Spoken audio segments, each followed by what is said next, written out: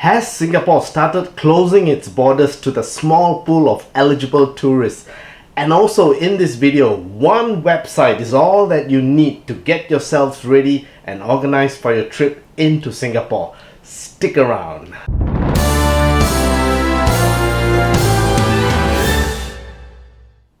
What's up everyone, welcome to this page and channel where we are on this never-ending journey to return our lives back to normal by showing you Singapore, COVID and beyond, and also welcoming tourists into the country.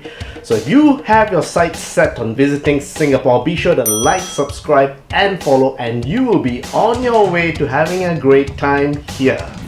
Let's get started. Due to the evolving nature of this pandemic, any information contained in my videos are subject to changes as and when the authorities in Singapore deem fit to adjust the regulations of entry into the country. So I would like you to take note of this Singapore government website, the Safe Entry Travel. It is one single website which covers all the information that you need to know and do and get yourselves ready for your trip into Singapore. And in this website there will be several other links leading you to get the other necessary little things done. So before you plan any trip into Singapore, COVID-19 and beyond, please get into the website, check your eligibility and get whatever needs to be done in order for you to enter the country.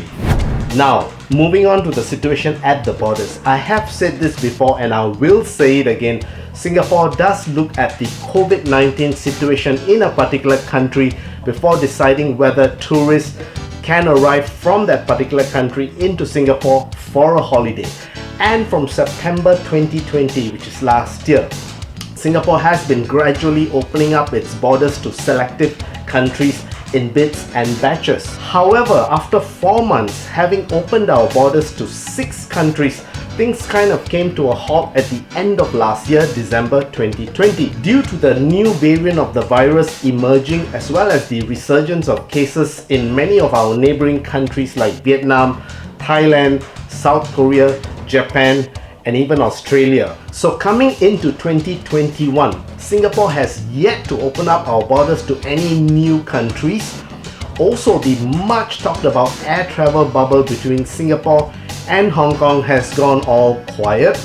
And also just recently there has been an announcement that Vietnam has been taken out of the list of countries from which tourists can enter Singapore.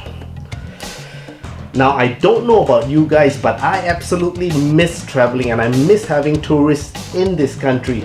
And I do remain confident that the authorities in Singapore will keep the current pool of countries from which tourists can enter Singapore for a holiday. Now, on to my final point of this episode. All eligible tourists coming into Singapore will now have to purchase COVID-19 insurance from Singapore-based insurers before they depart their country. In one of my previous episodes, I did talk about the COVID-19 travel insurance, but at that point it was not mandatory for tourists to buy it. However, now it is. And personally, I think this is a great move that could potentially save you, the tourist, from unnecessary medical costs incurred while you are in this country. So that's all I have for you in today's episode of my Singapore tourism news update. I will talk to you guys again later.